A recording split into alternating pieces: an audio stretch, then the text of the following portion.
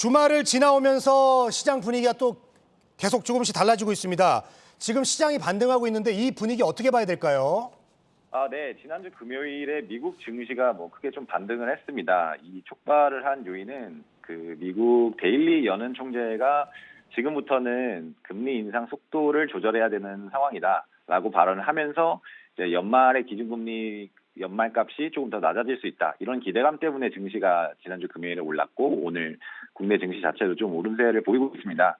결국 보시면은 11 원래 그러니까 데일리 총재의 발언 전에는 연말에 기준금리 값이 그러니까 11월 FOMC에서 75bp 올리고 12월에 또 75bp를 올릴 것이라는 게 약간 컨센서스였는데 데일리 총재의 발언 이후에 11월에는 똑같이 75bp를 올릴 거지만 12월에는 75bp가 아니라 50bp를 올릴 거다라는 기대감 때문에 지금 단기 랠리를 지금 보이고 있다라고 보는데요.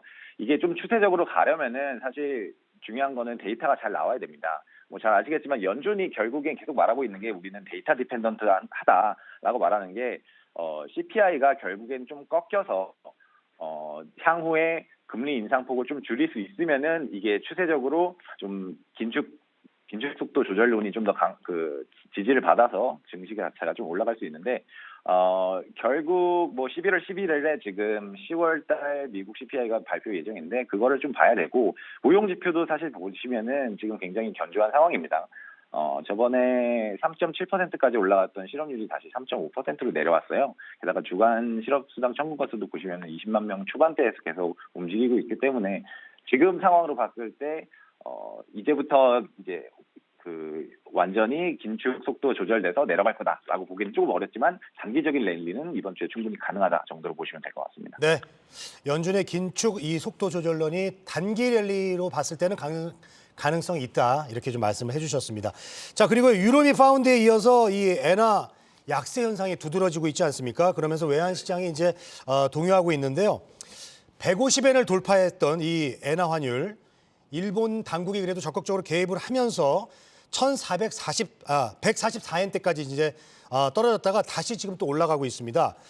자, 최근 위안화 가치도 이제 하락하고 있는데요. 아시아 외환 시장 이 경고등이 계속해서 켜지고 있습니다. 자, 문제는요, 이 엔화, 위안화, 이 초약세 현상이 또 다른 자금 경색의 현상을 유발시킬 수 있다. 이런 점에서 굉장히 우려스러운데 어떻게 보고 계십니까? 네, 역사적으로 봤을 때 사실 원달러 환율 같은 경우 엔화 환율이나 위안화 환율이 올라가게 되면 연동돼서 같이 올라가는 게 관측이 됐었고요.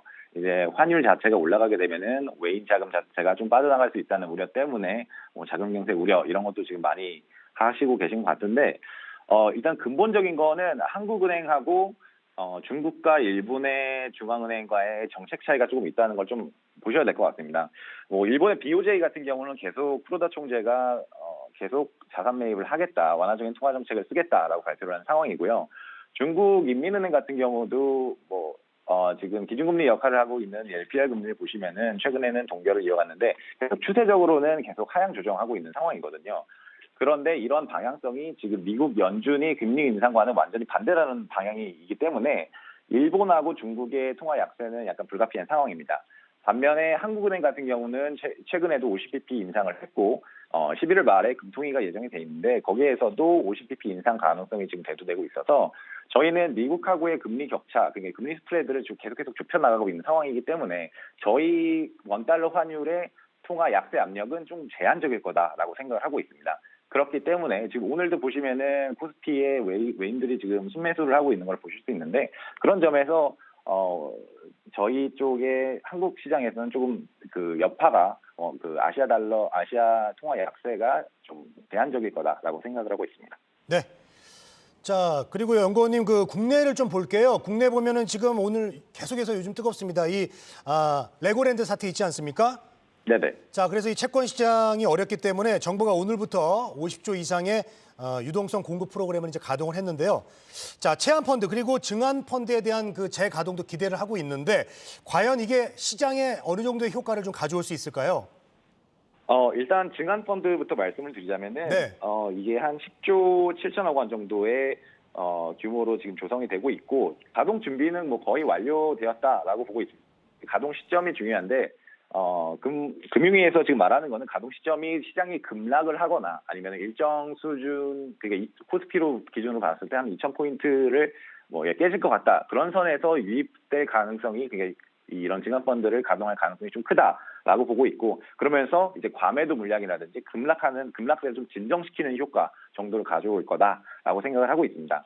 게다가 지금 금융위에서 고려하고 있는 게 그 공매도를 금지할까 말까를 지금 고민하고 있는데, 사실 증권펀드가 공매도 금지하고 맞물려서 시행이 되면은 증시의 하방 지지력이 좀 더 강해지기 때문에 사실 그 부분 때문에 지금 금융위에서 고민을 하고 있는 것 같은데, 그러면서 증시 레벨 방어를 좀 더 하는데 집중할 것 같다라고 생각을 하고 있고요.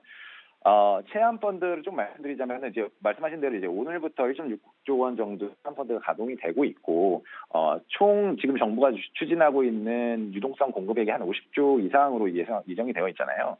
그래서 이런 그 펀드가 뭐 회사채라든지 CP라든지 이런 단기 자금성 채권들을 좀 이렇게 사주면서 자금 경색을, 이런 우려, 이런 거를 좀 진정을 시키고 있습니다. 그래서 게다가 이게 정부에서 최근에 주말 동안에 지방자치단체가 보증하는 이제 ABCP에 대한 지급 보증 의무를 이제 완전히 해라라고 재확약했다고 발표를 했습니다. 그러니까 이런 점에서 단기적인 자금 정책 이슈는 좀 진정이 될 거라고 보고 있고요. 사실 그런 것 때문에 오늘 증시도 조금 우상향하는 게 아닐까.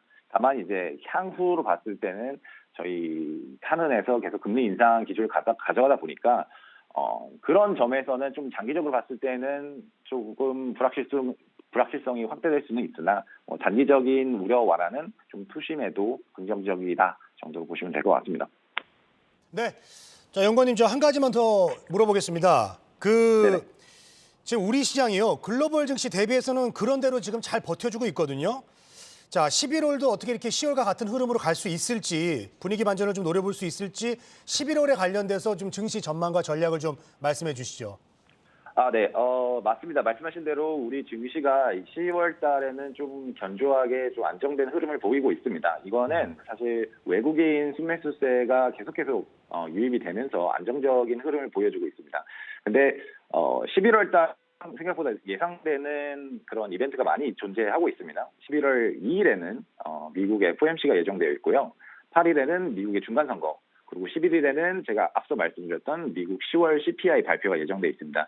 이게 변동성을 되게 크게 일으킬 수 있는 이벤트가 약간 다수 산재해 있다 보니까 증시가 이게 추세적으로 가기는 조금 어려울 수가 있습니다. 그래서 11월 코스피 지수는 저는 박스권, 그러니까 하단은 한 2,050포인트 정도, 상단은 한 2,300포인트 정도 사이에서 좀 움직일 거다라고 생각을 되고 있고요.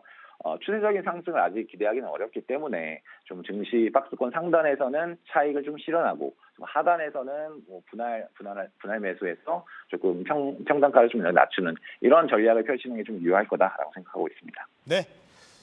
자, 대내외 주요 변수 그리고 11월 전망까지 잘 들어봤습니다. KF투자증권의 나정환 연구원님, 오늘 도움 말씀 고맙습니다. 네, 감사합니다.